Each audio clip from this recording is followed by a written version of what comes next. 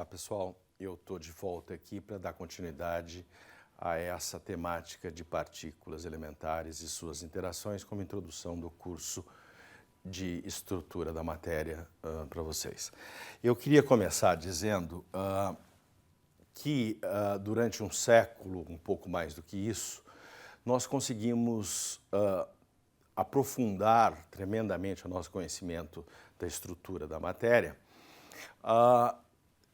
partindo da tabela periódica dos elementos que a gente conhecia da época de Mendeleev e até que é relevante para toda a química, nós conseguimos avançar de tal forma que a gente, numa escala atômica, que é da ordem de 10 a menos 9, mais ou menos, nós conseguimos aprofundar 10 a menos 9 vezes. Hoje em dia a gente é capaz de explorar 10 a menos 18 metros a estrutura íntima da matéria.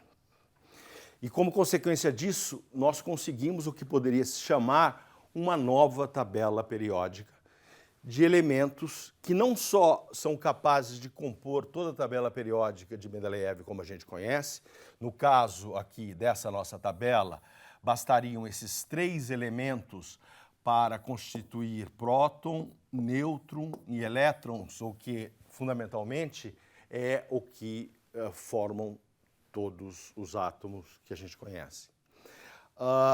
O resto são partículas que foram descobertas nesse período e que deram um sentido global à descrição que nós damos para esse conjunto de partículas e suas interações, como a gente pretende mostrar hoje.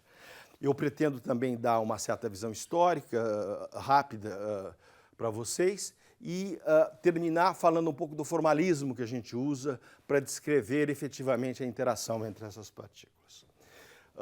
Eu queria começar abordando 2 grandes grupos nos quais a gente pode dividir essas partículas. O primeiro deles teria um spin-meio, são férmions, obedece à estatística que a gente conhece de Fermi-Dirac. E o outro conjunto são bósons, são 4 bósons vetoriais, porque eles têm spin 1, a gente chama, e um bóson escalar, que é o famoso, famigerado bóson de Higgs.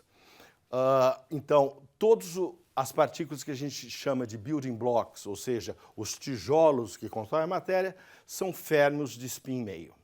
Falar um pouco mais deles, no caso dos leptons, eles têm algumas características, a gente divide basicamente entre os leptons carregados.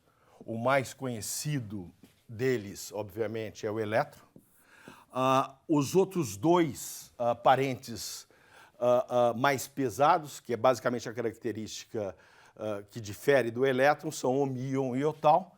E nós temos acompanhando cada um deles o neutrino do elétron, o neutrino do míon, o neutrino do tal, que são nêutrons, certo? São muito leves e eles apenas interagem fracamente. Ou seja, eles podem passar pela Terra sem bater num único átomo e fazem isso com grande frequência. Enquanto os carregados, por terem carga, eles interagem eletromagneticamente e fracamente. Eu vou mostrar um pouco mais o que é interação fraca para vocês. Já a parte dos quarks, nome dado para esses componentes dos hadrons e dos mesons, dos bárions e dos mesons, eles têm uma característica peculiar, eles têm carga fracionária. Daí você vai dizer, mas eu nunca soube que pode ter carga fracionária.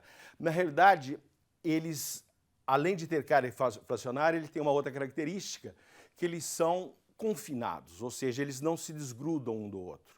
Ou seja, não se consegue tirar um quark U de dentro do próton. Nós conseguimos saber que ele está lá, quais são as características dele, qual é a carga dele, mas na hora de tirar, ele prefere formar um pion do que sair sozinho com uma carga fracionária. Eles interagem eletromagneticamente porque tem carga, mas eles interagem também fracamente e fortemente. Fica mais claro logo a seguir o que seriam essas interações. Além disso, tem os bósons vetoriais, como eu disse, são partículas que têm spin 1. A mais conhecida aqui no caso é o fóton, por ele que vocês estão me vendo exatamente agora. E eles têm uma característica geral que é a seguinte: eles, de alguma forma, transmitem a interação. Eles são os mediadores das interações da natureza. Por exemplo, o gluon é mediador da interação forte, o fóton é mediador da interação eletromagnética e os bósons vetoriais massivos, o W e o Z, são os mediadores da interação fraca. Eles têm características muito distintas, por exemplo, o fóton e o gluon não têm carga elétrica e a massa dele é nula, enquanto o W e o Z são muito pesados. O que eu digo muito pesado, a massa deles são de 90 a 100 vezes a massa do próton. E, por último, a partícula que ganhou mais fama ultimamente, que é o chamado bóson de Higgs, que foi utilizado, teoricamente, em 1967, apesar de ter sido proposto em 64 por Higgs, foi dado algum sentido para aquela proposta teórica quando ele é incorporado no modelo para descrever as interações, em 1967 por Weinberg, e ele é responsável nesse modelo, extremamente bem sucedido, a dar massa por todas as partículas elementares. Então, ele está por trás da origem da própria massa das partículas. Ele foi descoberto efetivamente pelo LHC, que nós discutimos a última aula, que deu o prêmio Nobel para a proposta teórica em 2012 e menciona explicitamente o Atlas e o CMS como os descobridores na concessão do prêmio. E ele tem a característica de interagir apenas fracamente. Esse é um dos motivos que levou tantos anos para que ele fosse descoberto entre a proposição teórica e a descoberta experimental. Dando uma passada muito rápida sobre um perfil experimental ou histórico dessas partículas, o elétron inaugura essa nova tabela periódica em 1897, no laboratório de Cavendish, quando Thomson é considerada a descoberta do elétron. O míon aparece de forma completamente inesperada nos raios cósmicos, em 1937, por Neddermeyer e Anderson. O tau é descoberto no acelerador de Dirac em 1975, em colisão E+E-, por Martin Pell. O neutrino do elétron é proposto muito cedo, na década de 30, por Pauli, e vai ser descoberto apenas em 1956, em Los Alamos. O neutrino do míon, que acompanha, em geral, reações que envolvem o míon carregado, foi descoberto por Lederman e colaboradores em Brookhaven, em 62, e o neutrino do tau no Fermilab, no ano 2000. Eu queria agora falar sobre as partículas que interagem fortemente, que são responsáveis por compor os hadrons, né, que são os quarks. Os quarks foram propostos primeiramente, o U, D e S, quando se propôs o chamado modelo quark, como a gente vai falar rapidamente, e eles foram efetivamente descobertos no SLAC, no que a gente chama de Deep Inelastic Scattering, ou seja, espalhamento inelástico profundo, que é uma área em que o Bjorken, que eu mencionei na aula anterior, deu uma contribuição extremamente importante. E eles são, de alguma forma, descobertos conjuntamente porque é mostrado que faz sentido encarar os hadrons como um conjunto de partons. No caso, os partons, nome dado por Feynman, seriam os quarks UDS. O Charming tem uma história super interessante, porque ele é descoberto, na realidade, simultaneamente, em dois laboratórios completamente distintos, com reações de colisões completamente distintas, em 1974, em Stanford, no SLAC, em Brookhaven, no BNL, que levou o Richter e o Ting a receber o prêmio Nobel por essa descoberta. O Bottom, que é já um parceiro bem mais pesado, foi descoberto no Fermilab em 77, e o Top foi o último grande sucesso do Tevatron no Fermilab, no experimento D0 e CDF, que descobriram em 1995. Por outro lado, os bósons vetoriais, aquele que eu disse que fazem intermediação das interações. O fóton, o mais antigo do grupo, foi mostrado espalhar por elétrons por Compton, no laboratório de Cavendish, em 1923. O gluon é considerado como descoberta dele quando se observa no DESI, em diversas colaborações do acelerador Petra, eventos que a gente chama de 3 jatos, ou seja, além de 2 quarks que seriam produzidos, por exemplo, QQ barra, seria produzido um outro que tem a origem de um gluon. Então, a existência desses eventos de 3 jatos evidenciaram a existência do gluon. E o WZ, que é um enorme sucesso do modelo padrão, foi predito por Weinberg em 67, vem a ser descoberto pelo CERN nas colaborações 1 a 1, 1 a 2, em 1983.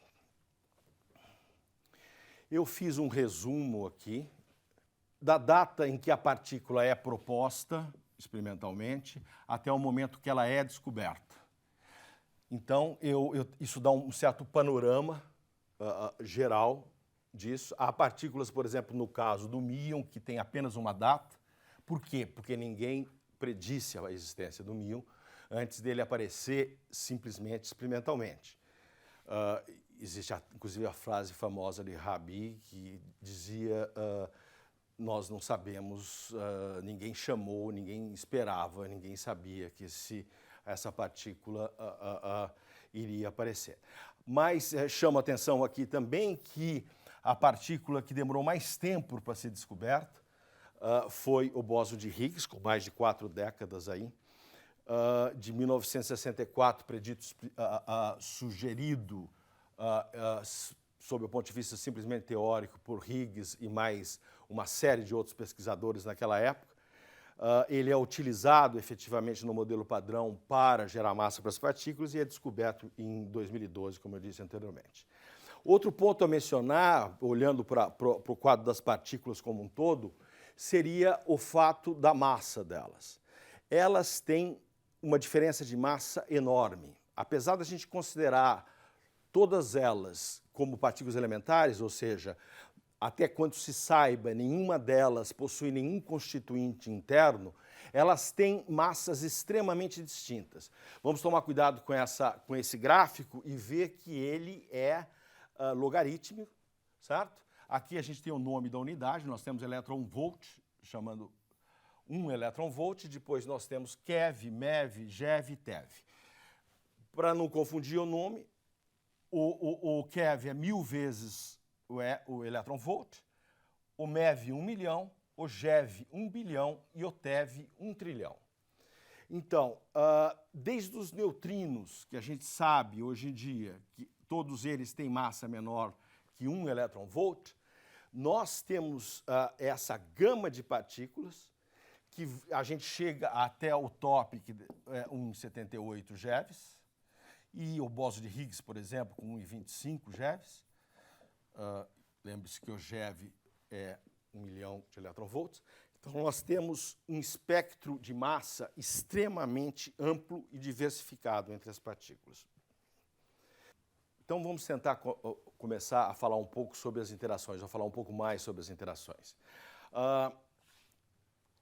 A interação forte é aquela que efetivamente é responsável não só por manter os quarks conectados dentro do próton, do nêutron, dos hadrons em geral, mas também indiretamente, analogamente à força de Van der Waals nas moléculas, ele é responsável para manter o núcleo coeso, porque o núcleo é formado de partículas carregadas positivamente e neutras, e se fosse depender apenas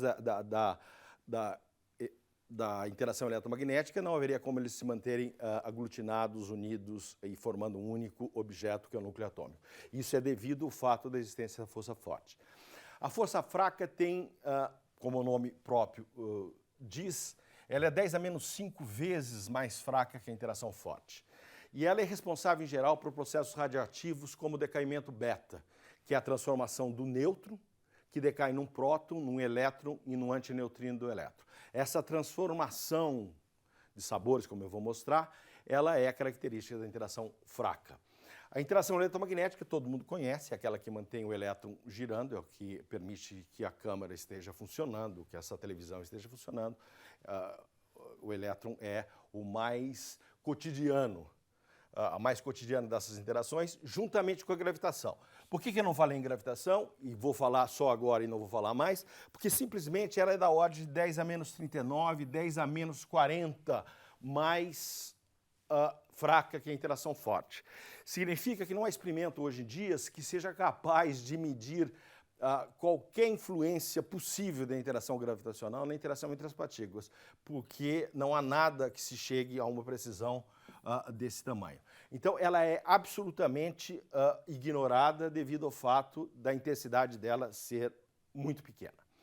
O modelo a quarks é construído supondo essa interação forte e ele organiza, de alguma forma, as partículas que constituem os átomos, e isso é feito matematicamente por Gell-Mann, Shijima e Zweig, e depois é introduzida o que a gente chama de carga de Corr por Greenberg, que eu vou explicar um pouco melhor o que significa isso. Então, a primeira organizada no cenário das partículas elementares, que haviam se proliferado de uma maneira enorme na década de 50, é feito por Gell-Mann, que propõe uma estrutura de grupo SU3 que é capaz de organizar as partículas elementares em o que a gente chama decupletos, octetos, ou seja, em estruturas que refletem a própria estrutura de grupo das partículas. Isso é complexo, eu não vou entrar muito em detalhe, mas só para dizer que a gente consegue prever quais as partículas que deveriam existir, inclusive é um grande sucesso da partícula ômega menos, formada de 3 quarks estranhos, que foi um grande sucesso da proposta de Zweig. Junto com isso, vem a Corr como carga da interação forte. Só para entender um pouco, as pessoas às vezes se assustam com o fato de a gente falar em Corr, mas a Corr você pode encarar de uma maneira muito simples. Eu gosto de falar que, por exemplo, a interação eletromagnética, a gente chama ela, existe uma convenção de chamar as cargas da interação eletromagnética positiva e negativa. Nada impediria que a gente chamasse a positiva de branca e a negativa de preta. Então, a branca com a preta se atrai, a preta com a preta se repele, a branca com a branca se repele. Porque, conceitualmente, nós temos duas qualidades da carga eletromagnética. No caso da carga forte, é mais complicado. A gente não tem só duas qualidades de um mesmo objeto. Nós temos 3 qualidades, 3 antiqualidades e a mistura de todas elas.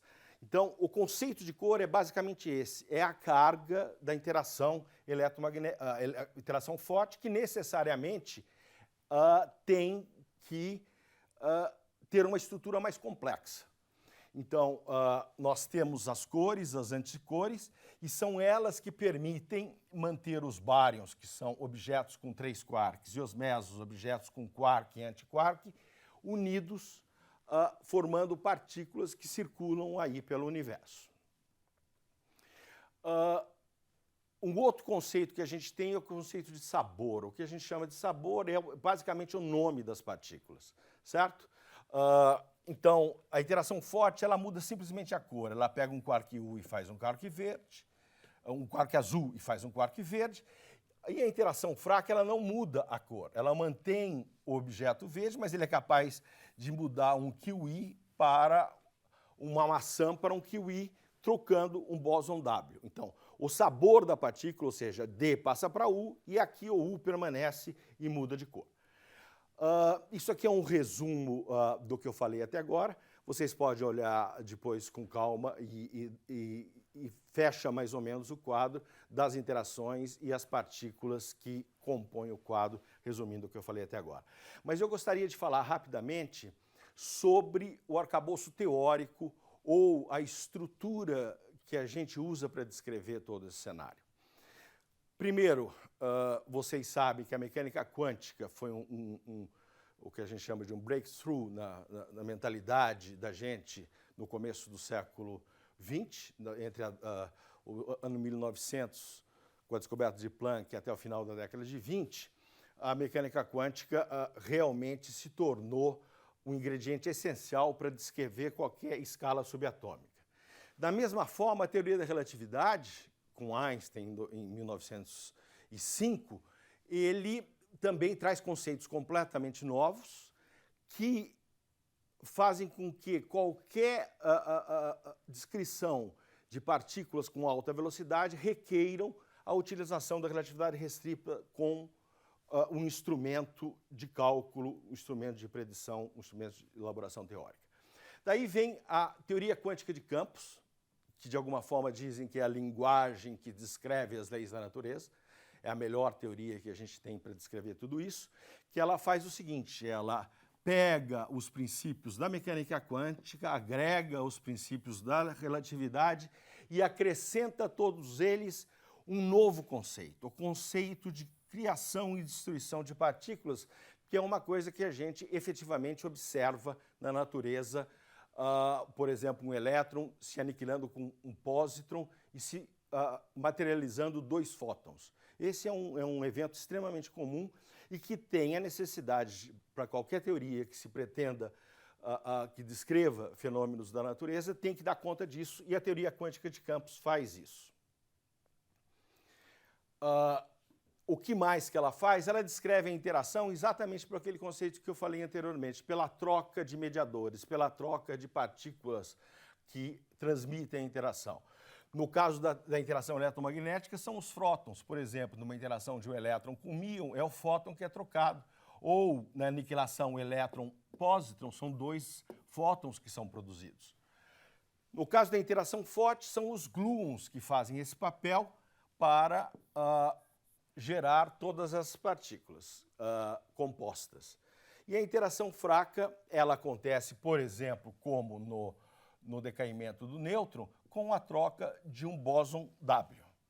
Então, esse arcabouço ele acaba sendo munido de uma outra ferramenta extremamente importante, que é explorar as simetrias da natureza.